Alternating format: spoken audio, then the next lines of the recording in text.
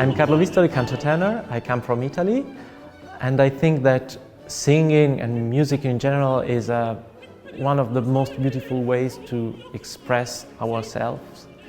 And of course, we, as singers, we sing words in a specific language, but with music, even with sung music, we can reach everyone in the world, and that can really connect people. So it's, let's say, it's really one of the most beautiful and most intense way to express our personalities and our emotions.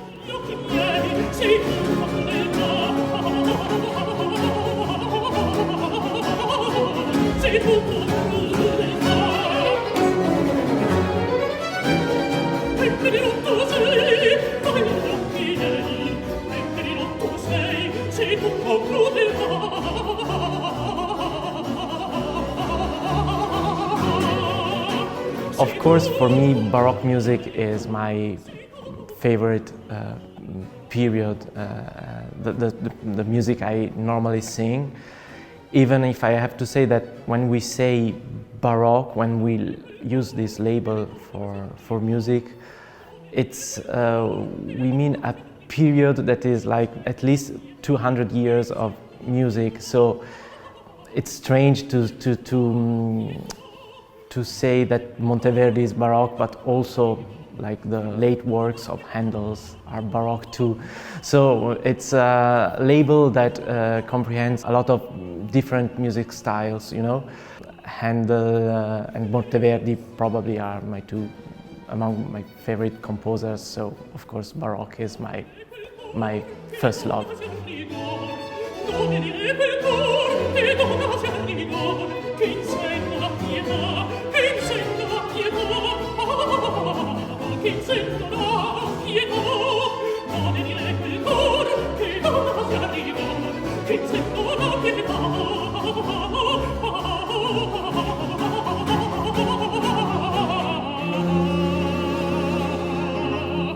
Early music, Baroque music, early music in general wasn't my first experience as a listener, you know, because I remember that my parents used to buy me some CDs about great composers.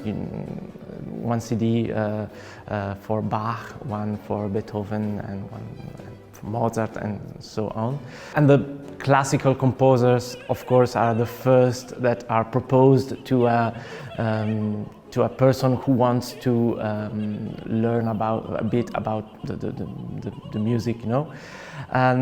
But I remember also I bought from the newspaper store, because it was something with a magazine, a DVD of Theodora by Haendel, the Glyndebourne edition with William Christie and Peter Sellers, and I loved that production.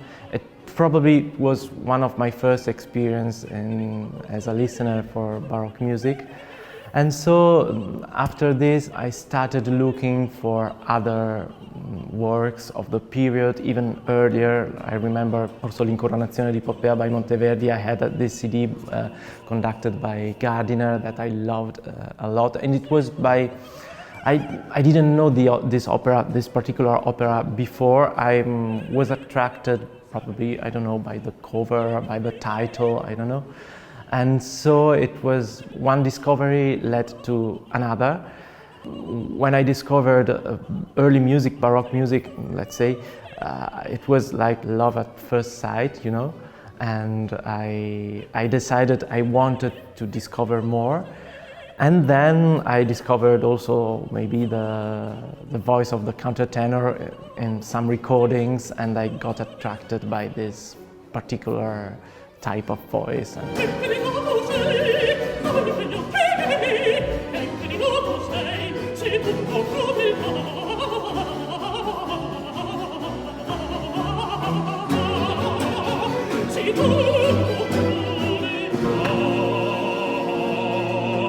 I started studying as a tenor, let's say, but not for a long period. With my first teacher, that was a tenor from my hometown in Italy, and it was also that period in which I discovered, early music and the voice of countertenor in some recordings. So I asked him to try to use this other part of the voice, and surprisingly it was easier for me. So of course it wasn't yet a trained voice, and I was at the beginning of the studies, so it was very basic falsetto, but still it was easier for me to approach, for example, the passaggio of the voice, when you go from the central part of the voice to the higher part. And so we tried together to explore this high part of the voice. And then, yes, I decided that it was the path to follow.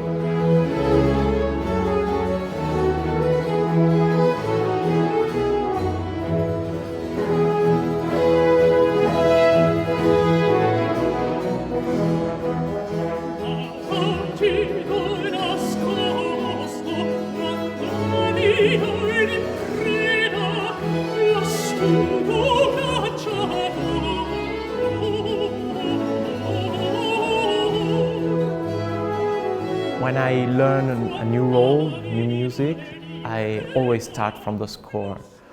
Of course, if the score is a modern edition, it's easier, I prefer, and it's, there are good musicologists that do this work for us, and that's transcribed.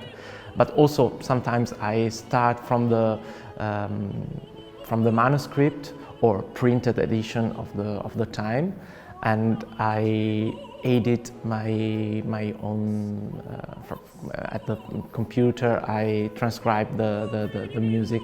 So reading from the original sources is always the best thing. But of course, if there are recordings, I also like to listen to recordings, especially if I want to do my own version. I want it to be original and faithful to the score, of course, but also a new version. I want to say something new, so I listen to other recordings. I try not to do the exact same things, especially for ornaments. For example, when we have an aria with da capo in 18th century music, for example, I like to write the ornaments, and sometimes these ornaments are quite complicated, and it's like learning a new aria, because I think at the time they focused a lot on this technique of doing variazioni, the ornamentation.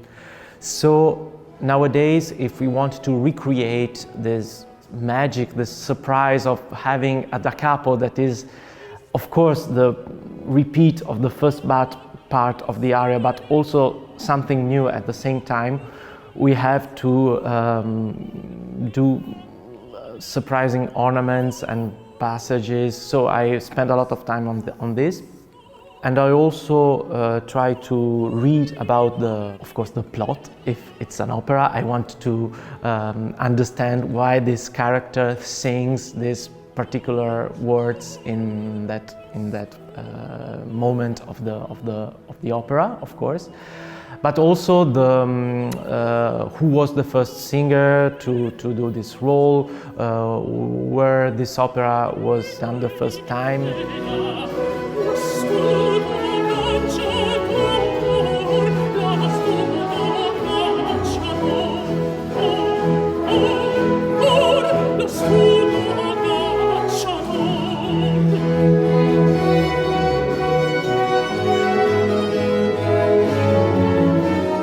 Our job as musicians, I think, as singers, musicians in general, is to bring this music alive again.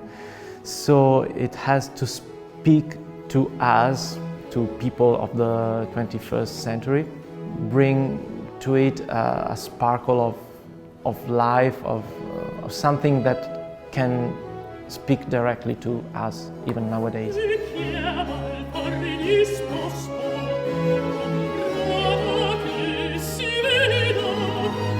Well, I have to say that 80% of what I listen is classical music. Even when I do jogging in my playlist, it's with classical music.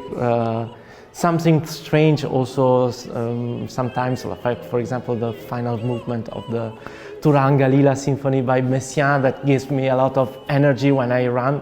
But for guilty pleasure, I don't know, maybe but it's not a guilty pleasure, from like Italian or French also, songwriters, chansons, canzoni, if it's well written, if it's not just superficial, you know. Every music can be beautiful. We don't have to be closed to into a specific genre. So I think that from every period of time, even modern music, but I mean even some pop music is very good, for example. So could be a guilty pleasure, but finally it's not.